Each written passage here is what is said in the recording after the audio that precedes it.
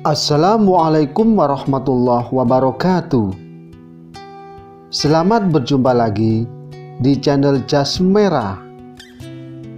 Dalam kesempatan kali ini, saya akan menjelaskan tentang Sunan Ampel, pendiri pesantren Ampel Denta.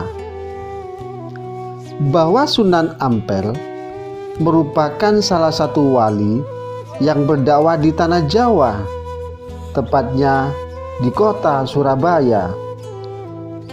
Di masa kecilnya, beliau diberi nama Sayyid Muhammad Ali Rahmatullah. Namun seusai pindah ke Jawa Timur, masyarakat memanggilnya dengan nama Raden Rahmat atau Sunan Ampel. Dan beliau lahir di Campa tahun 1401 Masehi. Bahwa dakwah Sunan Ampel ini bertujuan untuk memperbaiki dekadensi moral masyarakat saat itu. Bahwa saat itu, di mana ada beberapa warga sekitar yang dulunya merupakan masyarakat abangan yang memang banyak penjudi dan penganut kepercayaan animisme serta suka dengan yang namanya sabung ayam. Bahwa Sunan Ampel merupakan seseorang yang sangat berjasa dalam penyebaran Islam Nusantara.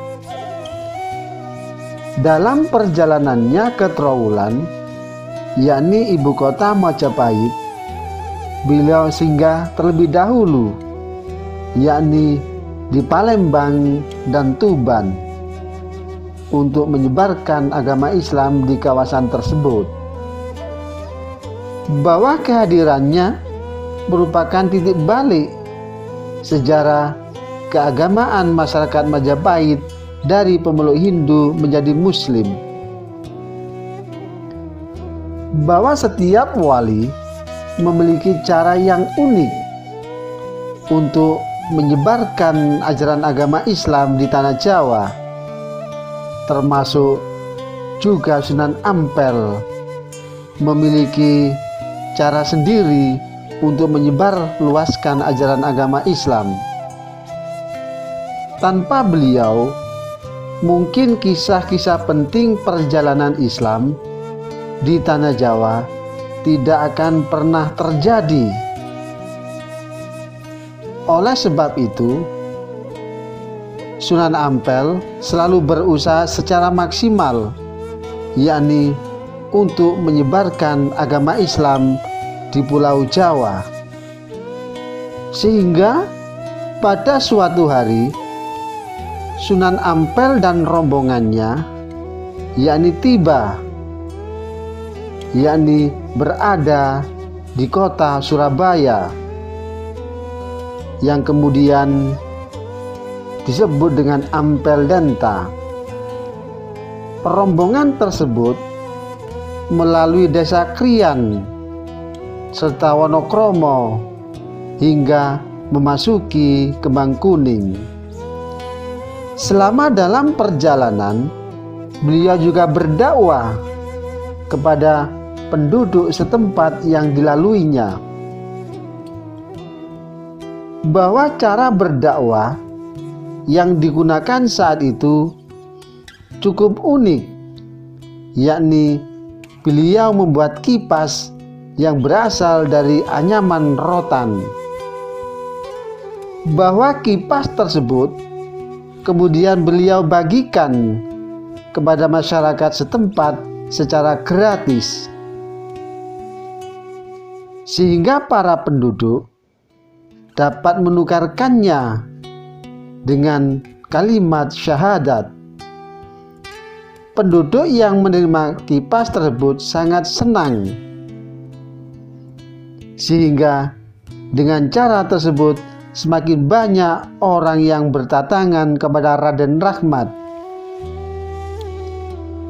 Dan pada saat itulah beliau memperkenalkan keindahan agama Islam yang sesuai dengan tingkat pemahaman mereka. Bahwa cara tersebut terus beliau lakukan hingga memasuki desa Kembang Kuning. Dan saat itulah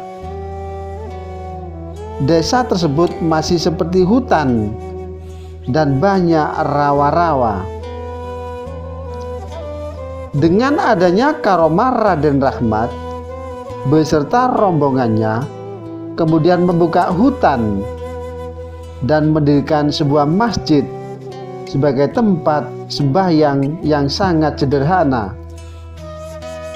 Dan yang sekarang ini masjid tersebut sudah direnovasi menjadi masjid yang cukup besar dan sangat bagus. Dan masjid tersebut diberi nama Masjid Rahmat Kembang Kuning.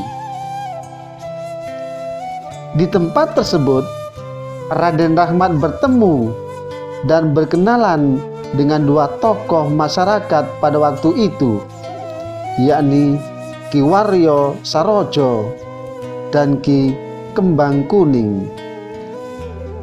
Bahwa kedua tokoh tersebut dan keluarganya masuk agama Islam dan menjadi pengikut Raden Rahmat.